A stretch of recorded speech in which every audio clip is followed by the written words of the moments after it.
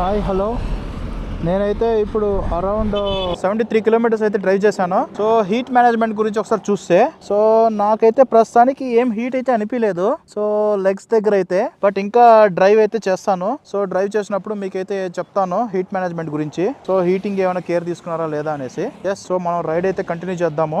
Noise ఎక్కువ వస్తుంది.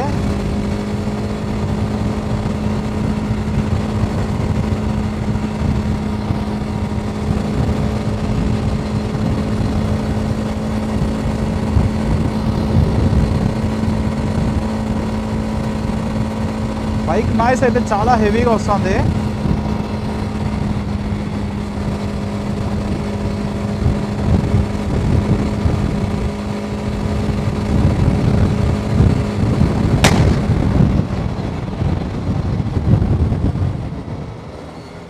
ఏది మందా సౌండ్?